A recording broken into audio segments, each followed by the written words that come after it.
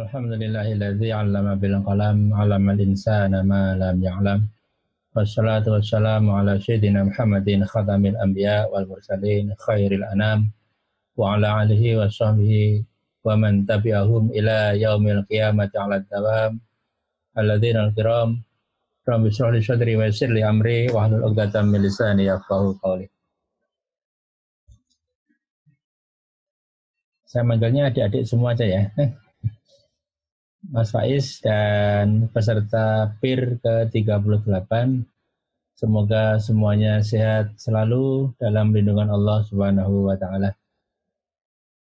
Saya diminta untuk mengajak peserta Anda semuanya untuk mendiskusikan bagaimana perguruan tinggi memitigasi pandemi ini, dan saya ingin membawa kasus UII gitu ya. Ini biar tidak jauh dari apa yang saya lakukan dalam 2-3 bulan terakhir, dan nanti bisa menjadi semacam kasus yang memantik diskusi lanjutan, kira-kira seperti itu. Baik, saya mulai dari slide ini. Ini perspektif yang menurut saya penting.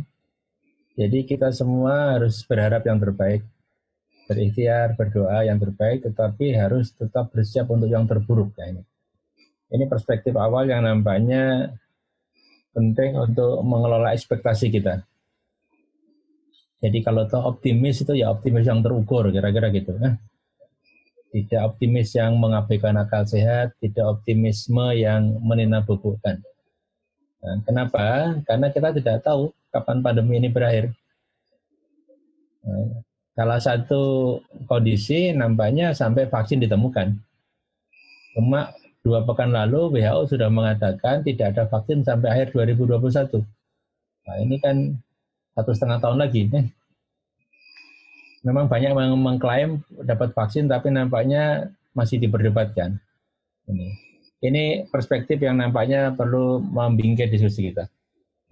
Nah, ini ilustrasi saja. Saya ambil data ini beberapa hari yang lalu.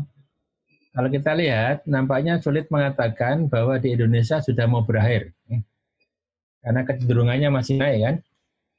Masih naik, bahkan ini pada tanggal 13 Mei ini menembus angka 600 sehari pertambahan kasusnya. Nah, sebagai pembanding, kita bisa melihat data misalnya Thailand. Ini Thailand. Nah, datanya kan berbeda sekali. Kalau tadi masih cenderung naik, udah mulai turun, Ya, ini untuk yang pernah belajar matematika atau membaca data tidak sulitlah menyimpulkan bahwa kedua grafik ini sangat berbeda. Kira-kira seperti itu. Nah, pertanyaannya adalah kapan di Indonesia akan berakhir? Nah, ini juga mewarnai diskusi di forum publik. Saya yakin Anda juga mungkin membaca di media sosial, di media massa.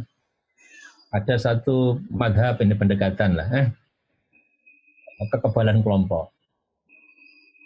Atau sintasan yang tertegar, the survival of the fittest. Misalnya. Jadi udah biarin aja, kita beraktivitas normal, nanti yang kuat ya bertahan hidup, kalau tidak ya meninggal. Kira-kira kan gampang gitu. Dan itu kalau disimulasikan kira-kira se-Indonesia yang meninggal sekitar 16 juta. Madhab ini kalau diterapkan kira-kira yang meninggal itu sekitar 16 juta. Nyawa itu kan bukan masalah angka. Satu nyawa itu sangat berharga. Tapi kalau nyawa hanya menjadi angka statistik itu jadi masalah. Di negara lain misalnya satu nyawa diselamatkan luar biasa. Nah, ini menjadi penting. Kalau ini diikuti misalnya, katakanlah nanti beberapa saat lagi, inilah kita buka lah, kembali normal yang baru atau kelaziman baru misalnya. Pertanyaannya adalah siapa yang bertanggung jawab kalau ada apa-apa? Bagi contoh misalnya lah, saya sebagai kepala pelayan di UI atau rektor gitu, saya mewajibkan mahasiswa masuk. Kalau ternyata ada klaster baru misalnya, klaster besi atau klaster UII, yang bertanggung jawab siapa? Tentu kan rektornya.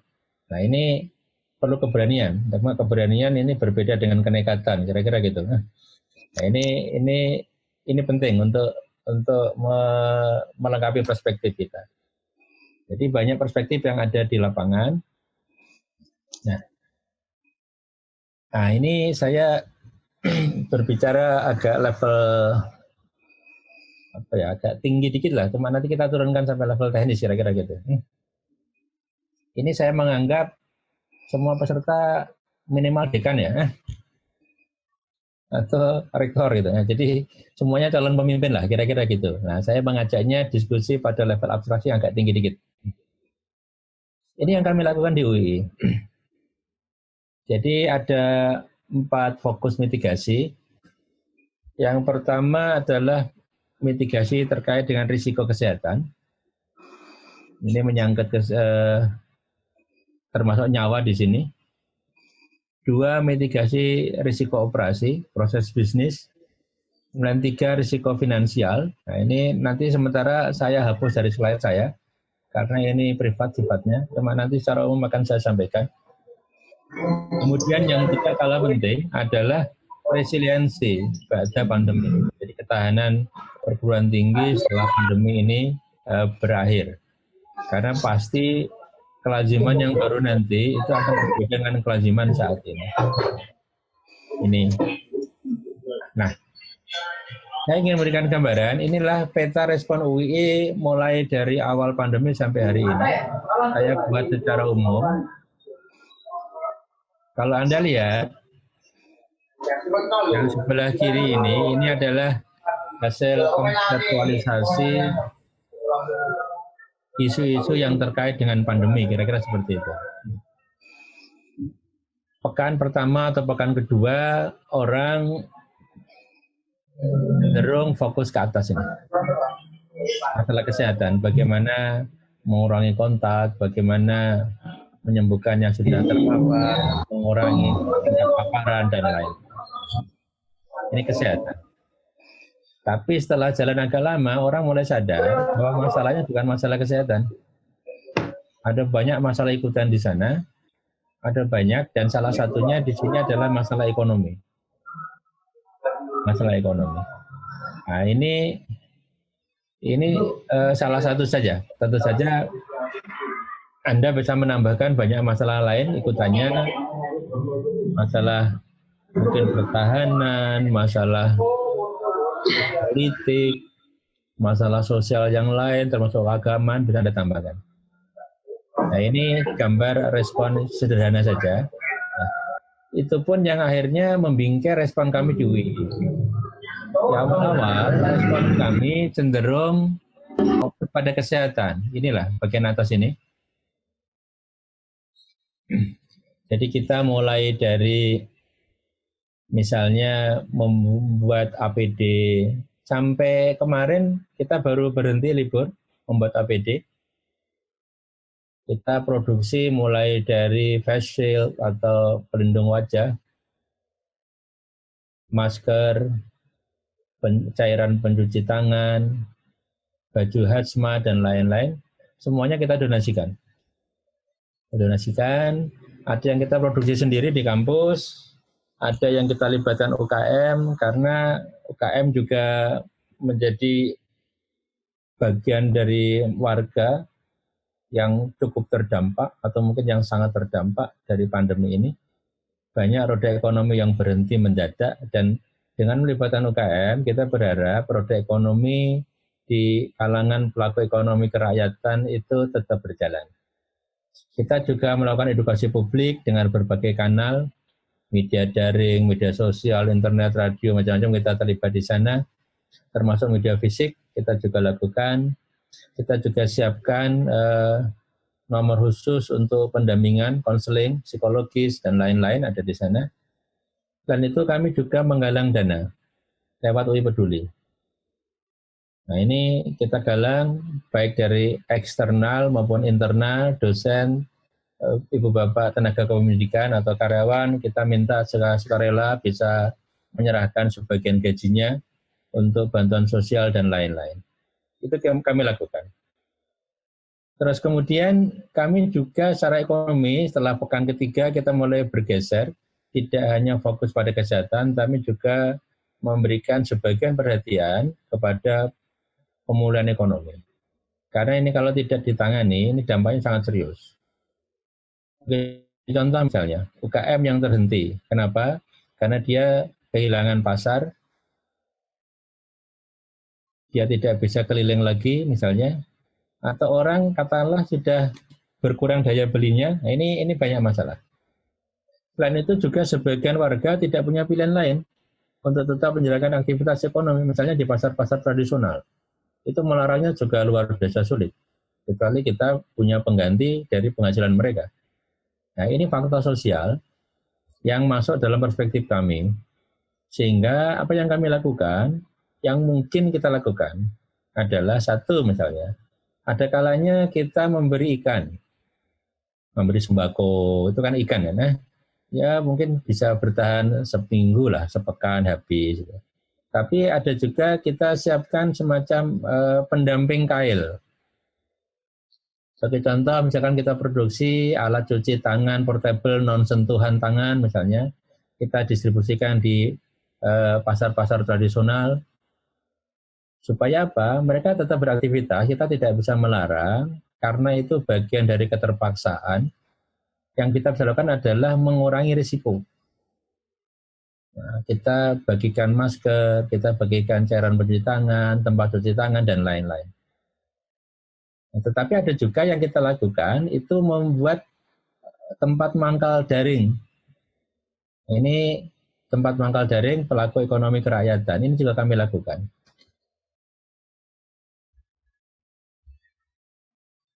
Nah, itu secara umum, nanti akan kita masuk lebih detail lagi. Nah, saya cerita, ini kasus UII. Ya, mudah-mudahan nanti bisa memberikan perspektif lah. Dan ini semuanya harus diputuskan dalam waktu yang sangat singkat. Jadi bahkan cuma rapat setengah hari, 1 hari langsung diputuskan menjadi efektif dan lain-lain. Beri contoh misalnya, di UII pembelajaran daring itu mulai 16 Maret.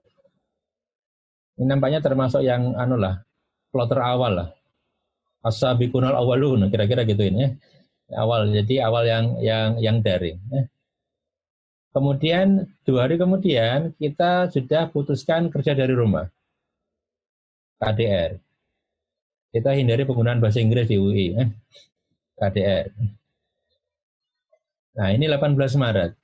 Kemudian acara-acara penting yang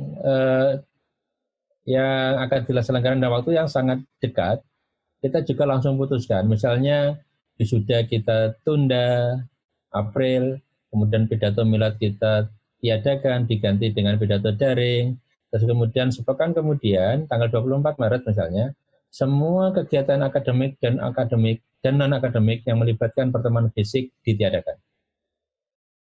Jadi layanan semuanya menjadi daring. Ketika wisuda tidak ada, itu kan akademik. Maka kita tetap jalankan hak dari lulusan. 18 April seharusnya mereka wisuda, tapi karena kita tunda, maka kita sepakat 20 April semua lulusan bisa mengambil ijazah. Mengambil ijazah, transkrip, SKPI, dan lain-lain. Itu 2 hari kemudian telah jadwal wisuda yang seharusnya, tapi dengan protokol yang sangat ketat. Misalnya sehari kita hanya melayani 100 orang, itu pun harus pesan jadwal dalam orde menit, misalkan jam 10 lebih 10, 10 lebih 20, sebenarnya harus orde seperti itu, dan kita libatkan polsek untuk menjaga tempat pengambilan ijazah. Sampai seperti itu mitigasi kami.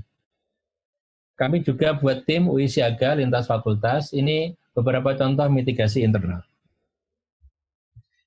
Kemudian selain internal juga ada eksternal, ini yang atas masih internal. Kami tahu di beberapa kampus itu memberikan beragam subsidi, dan kami memilih pendekatan yang agak berbeda di UI.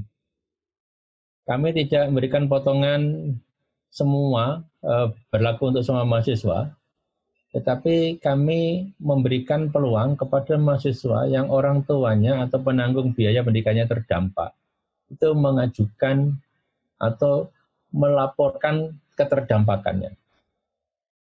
Jadi yang berat akan diberi bantuan lebih tinggi dibandingkan yang sedang.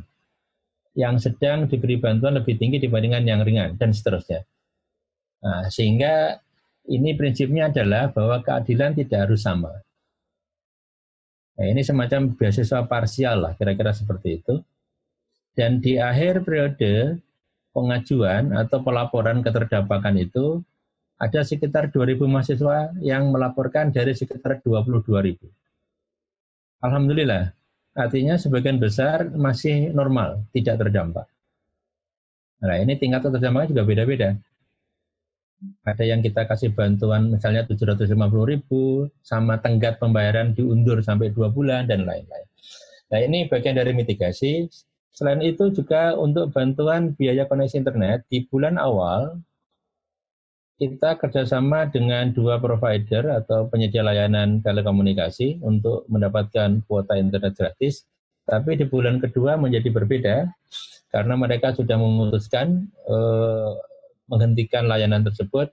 Dan akhirnya yang kami lakukan adalah mahasiswa yang merasa butuh bantuan biaya koneksi internet dipersilakan mengajukan. Dan ternyata lagi-lagi hanya sepertiga mahasiswa yang butuh bantuan, sekitar 7.000. Mungkin Anda bertanya, terus uangnya untuk apa? Satu, uang yang masuk itu tersendat juga. Uang yang masuk tersendat juga karena ada banyak yang belum membayar juga. Nah, sehingga dari yang sudah membayarlah kita akhirnya memutar roda organisasi. Dan tidak semua biaya itu langsung terhenti ketika aktivitas pembelajaran menjadi daring. Gaji dosen, gaji tenaga pendidikan, operasional pemberdayaan fasilitas, dan lain itu semuanya masih jalan. Tidak terhenti. Program-program akademik pun masih jalan semua. Nah, sehingga kami punya prinsip, kalau ada uang sisa, itu akan dialokasikan untuk membantu yang membutuhkan. Sehingga kita ingin jangan sampai ada mahasiswa yang putus kuliah, DO, hanya gara-gara tidak bisa membayar uang kuliah. Itu prinsip kami. Dan itu akan kami ikhtiarkan betul. Nah, sehingga yang kaya kita berharap juga membantu yang miskin. Karena di situasi seperti ini, yang berlebih, yang berpunya itu bisa katakanlah membayar tepat waktu, membayar seperti yang seharusnya. Untuk apa? Untuk memutar roda organisasi dan menambal tadi bolong-bolong dari mahasiswa yang katakanlah tidak bisa membayar, minta penundaan, minta pemotongan, dan lain-lain. Nah, ini pola pikirnya. Nah, sehingga pola pikirnya yang kita bangun bukan pola pikir transaksional, tapi pola pikir ta'awun, saling membantu. Ini penting dikedepankan.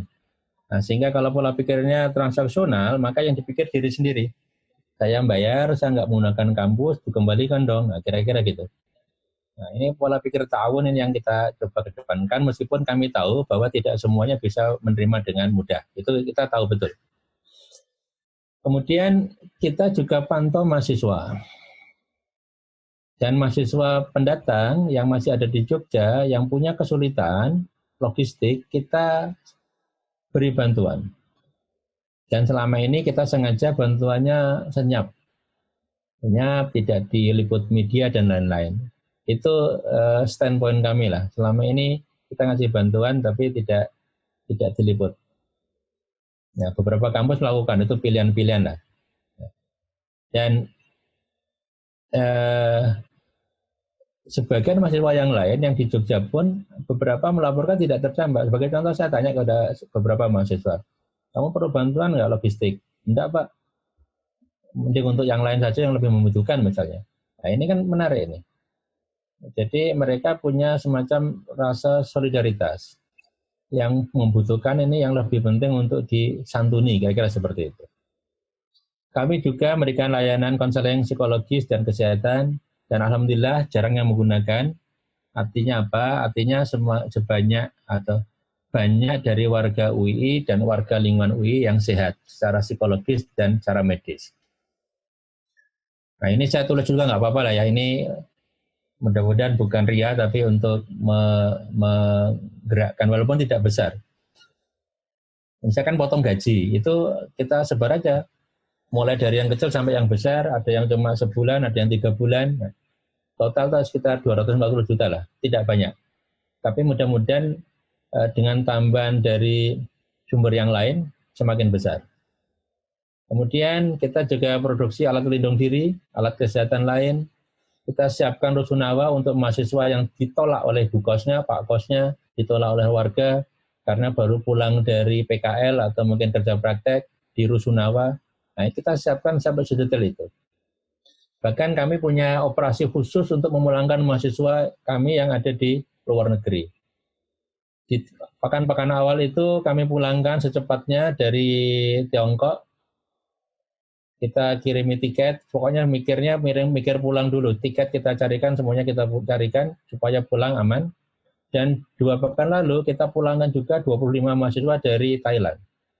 Itu pun luar biasa rumitnya, karena sudah mulai ada pembatasan dan lain-lain, bahkan perjalanan dari Jakarta sampai ke Jogja saja hampir 24 jam. Nah, karena banyak berhenti di checkpoint.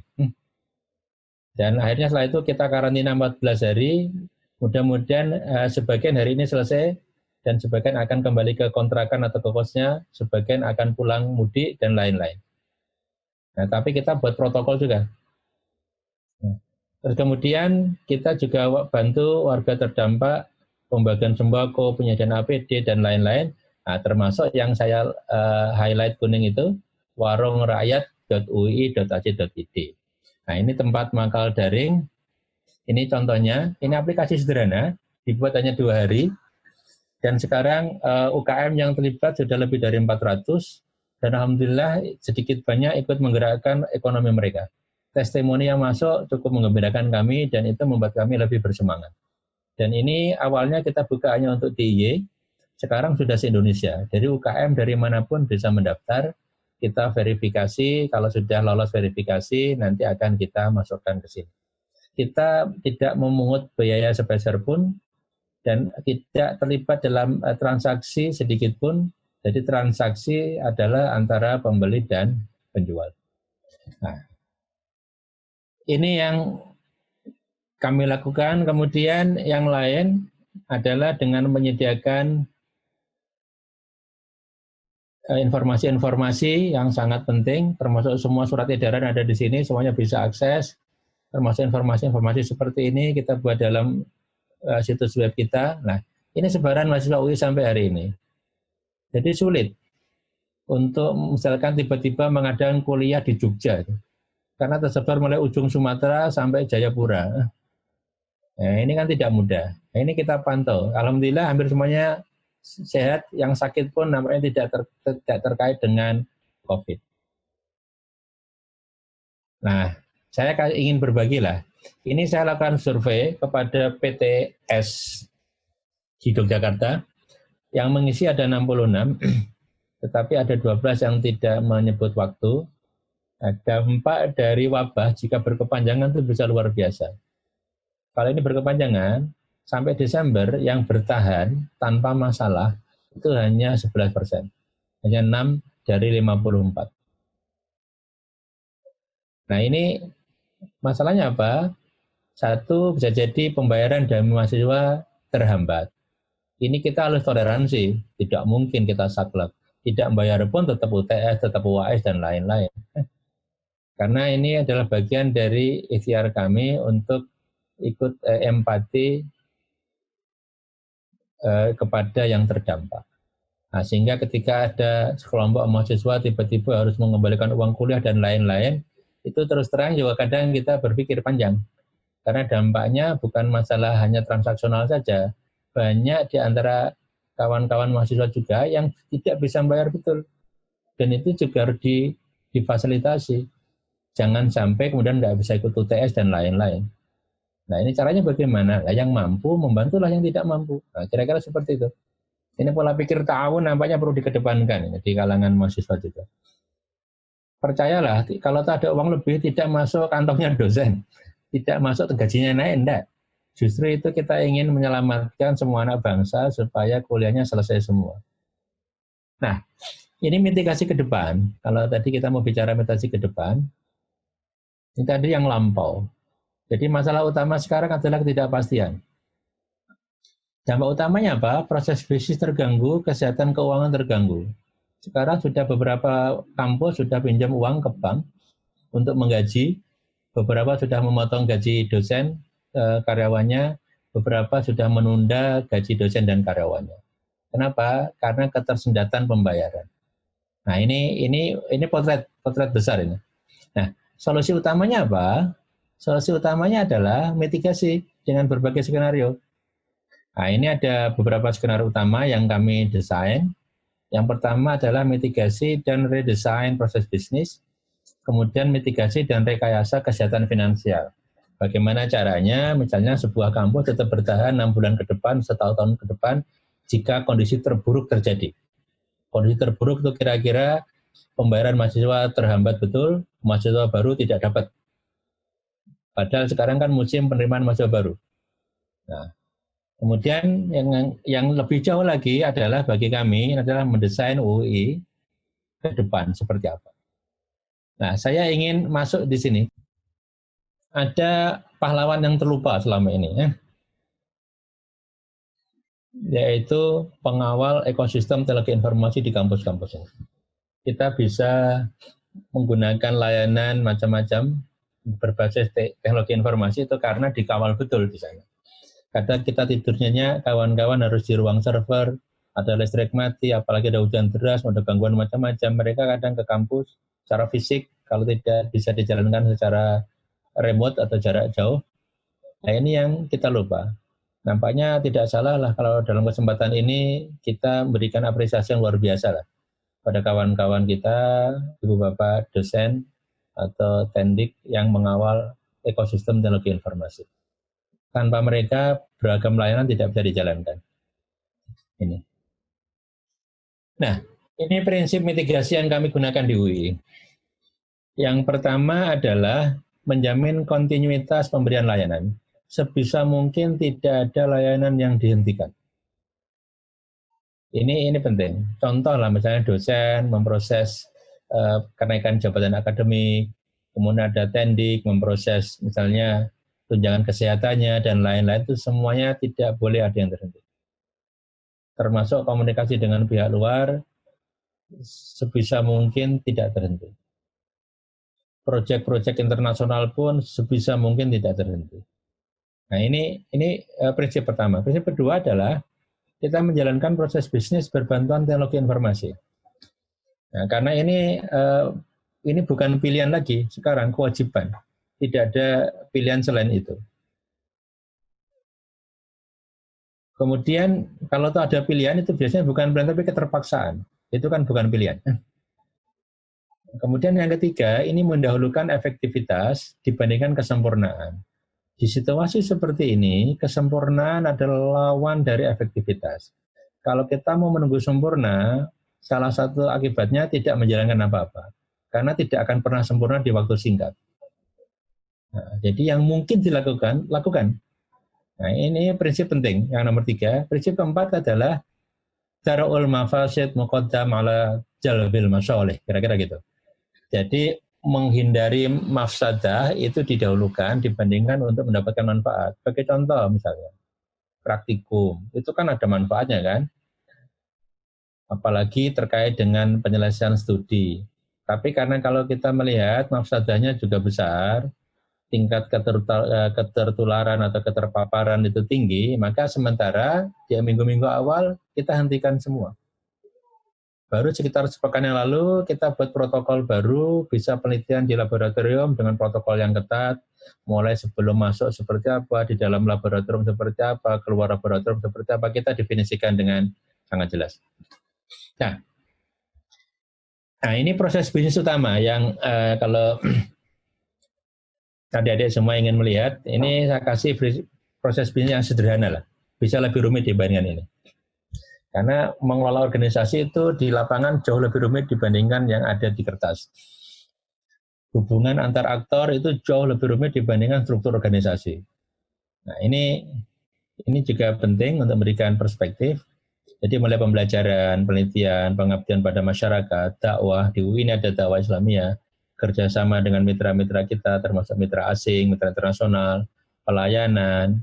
Ini beberapa proses utama. Pembelajaran misalnya, singkat, cara daring, tapi itu bukan tanpa masalah, dosen tidak siap, mahasiswa tidak siap. Karena ini mendadak. Nah, ini juga harus dimitigasi dengan pelatihan, dengan mencari takaran yang pas. Ketika semua dosen beri tugas, mahasiswa bisa muntah-muntah tugas, kira-kira seperti itu. Tidak tidur malam, ini kan penting, harus dievaluasi betul. Sehingga mendapatkan takaran yang pas, termasuk mode yang dilakukan, apakah satu waktu beda tempat seperti ini, apakah beda tempat, beda waktu, bisa dengan rekaman dan sebagainya, bisa diakses kapan saja. Ini perlu disepakati, perlu dicari yang tepat. Setiap program studi bisa jadi beda. Ini bukan masalah mudah, kenapa? Ketika mahasiswa sudah pulang kampung, mudik ke daerahnya masing-masing, dengan koneksi internet yang beragam, ini tidak mudah. Yang di Jogja, di kota-kota besar, internet bagus itu suatu yang biasa lah. Tapi internet bagus di daerah pedalaman itu kemewahan betul. Sehingga kita membaca berita, misalnya beberapa hari yang lalu, ada seorang mahasiswa jatuh dari menara masjid. Karena ingin mengirimkan tugas, supaya dapat sinyal, dia naik menara masjid jatuh. Dan insya Allah mahasiswa tersebut syahid lah. Karena dalam rangka menuntut ilmu. Ada yang mencari internet, boncengan, ditabrak, atau jatuh kecelakaan, meninggal, dan lain-lain. Jadi luar biasa. Ini tidak mudah, karena kalau kita bicara Indonesia, itu disparitasnya luar biasa. Indonesia, Jawa, sama luar Jawa beda, kota sama desa beda. Nah, jadi kalau ingin tahu Indonesia, banyaklah piknik. Karena di pedalaman itu potret Indonesia berbeda dengan potret yang kita lihat di Jakarta misalnya. Jadi kalau Pak Menteri tidak tahu ada daerah yang tidak punya listrik, itu karena kurang piknik saja. Nah, ada yang listrik itu barang mewah. Bahkan hidup normal 24 jam sehari itu luar biasa. Gitu. Nah ini di lapangan. Sehingga memang ini penting untuk mencari, kalau saya bicara DIY atau Jogja, clear lah. Cuma ketika mahasiswa sudah pulang kampung menjadi berbeda. Apalagi kalau Anda semuanya membicarakan perguruan tinggi yang ada di daerah-daerah pinggiran. Itu juga luar biasa. Ketika harus daring, itu artinya sama dengan tutup. Kira-kira seperti itu. Karena koneksi internet yang bermasalah dan lain-lain. Penelitian juga sama, kita tetap jalankan, bagaimana mengisi kerja di rumah secara lebih berkualitas dan lain-lain. Pengabdian masyarakat kita ubah menjadi pengabdian yang bisa meringankan beban mereka yang terdampak, bisa membantu penanganan wabah dan lain-lain. Termasuk juga kita sedang mendesain KKN daring, mudah-mudahan sebentar lagi kita luncurkan di UI, sehingga nanti bisa membantu yang terdampak, termasuk misalkan mengembangkan konten-konten pembelajaran mulai dari SD, SMP, SMA yang selama ini juga tidak mudah ketika mereka harus melakukan pembelajaran daring. Dakwah Islamiyah kita ubah semua, masjid kita tutup, kemudian sekarang pengajian-pengajian semuanya daring, ada yang sinkron, satu waktu beda tempat, ada yang asinkron, kita rekam dulu dan lain-lain. Taklim daring, pesantrenisasi daring, semuanya kita jalankan, termasuk ini kan pesantrenisasi, kerjasama kita lakukan dengan banyak pihak, dan alhamdulillah ada sisi baiknya, justru di masa yang seperti ini, banyak seminar, pelatihan, workshop, dan lain-lain kita jalankan bareng-bareng dengan mitra-mitra baik yang domestik maupun internasional. Koordinasi dengan konsorsium tetap jalan dengan daring, bahkan sekarang kita sedang mencoba mengembangkan mobilitas maya atau virtual dengan mitra-mitra internasional kita. Pelayanan jalan terus, dan kita sekarang sedang mengembangkan sistem informasi yang ini kita percepat. Jadi di UI sudah, nanti ke depan sudah tidak ada lagi namanya apa istilahnya SIM push, ada SIM akad atau SIM queue, semuanya hilang. Nah, semuanya satu aplikasi gateway, ini gateway, UI gateway atau UI gateway, dan isinya banyak modul. Ini kalau Anda membayangkan Anda punya aplikasi Gojek, ya, saya sebut merek maaf, di sana ada GoRide, ada GoCar, ada GoBox, ada GoShop, dan lain-lain. Itu sebenarnya kan aplikasi yang berbeda-beda. Cuma ditampung dari satu, kalau mati satu, yang lain masih hidup. Ini juga sama. Kalau ini mati, yang lain masih hidup. Dan ini yang terlihat tergantung dari aksesnya nanti ke depan. Saya bisa memantau misalnya mahasiswa baru sekarang berapa, ini pantauan beberapa hari yang lalu, oh udah terisi sekian, jalurnya ini, sebarannya ini, semuanya real time dari handphone saya ini juga bisa dipantau real time. Karena ke depan proses bisnisnya akan seperti itu. Nah, ini beberapa catatan sebelum kita nanti mendiskusikan. Nah, bagaimana kita sekarang itu menghujat kegelapan dan mulai menyalakan lilin. Nah, kira-kira seperti itu. Maka ini kita bisa anggap wabah ini sebagai berkah tersamar, blessing in disguise. Dan ini menjadi momentum untuk mendesain kelaziman baru. Atau kalau Anda suka bahasa Inggris, the new normal, kira-kira gitu. Lazim ini kan bahasa Arab ya, kelaziman baru. Nah, ini kira-kira apa? Ini yang dekat, ini yang akan kami lakukan di UI. Jadi kami masih membayangkan semester depan itu masih daring. Jadi kita sudah siapkan admisi mahasiswa baru sepenuhnya daring. Sekarang tidak perlu tes secara fisik, tinggal unggah rapor, kemudian langsung tahu diterima atau tidak. Terus kemudian pembelajaran daring, kerja dari rumah kita sudah perpanjang sampai 24 Juli. Kemudian wisuda juga sudah kita sepakati daring. Kita juga sedang sekarang mencoba rekalkulasi lah biaya pendidikan dengan daring seperti apa. Mudah-mudahan lebih murah dan nanti juga akan kita sepakati ada pemotongan dan lain-lain. Nah, ini kita sedang hitung-hitung. Kemudian penyambutan mahasiswa baru juga daring insya Allah. Nanti ospeknya daring, bisa nanti kita siapkan lah situasi kampus 360 derajat dengan virtual reality, presentasi daring, taklim daring, dan lain-lain. Itu jangka pendek. Nah, jangka panjang, nah ini menjadi penting. Ini saya mengajak Anda sebagai rektor, sebagai dekan. Nah, jadi harus nanti memanai ulang pemilihan gedung. Sebetulnya kita perlu gedung nggak sih? Nah, ya. Kalau perlu gedung itu seberapa banyak? Dan fungsinya apa? Ini perlu direfleksikan ulang. Nah, karena itu bisa menjadi komponen besar juga dalam penyelenggaraan pendidikan. Kemudian pembelajaran jaring, ini lagi ke depan, saya yakin juga akan semakin banyak digunakan. Tentu saja dengan catatan-catatan lah. Tidak semua kompetensi bisa diberikan secara daring. Tetapi banyak yang bisa diberikan secara daring. Ini penting. Contoh di Fakultas Kedokteran, praktek menyuntik itu tidak bisa dengan daring. Harus datang real. Produksi konten juga akan kita perbaiki ke depan.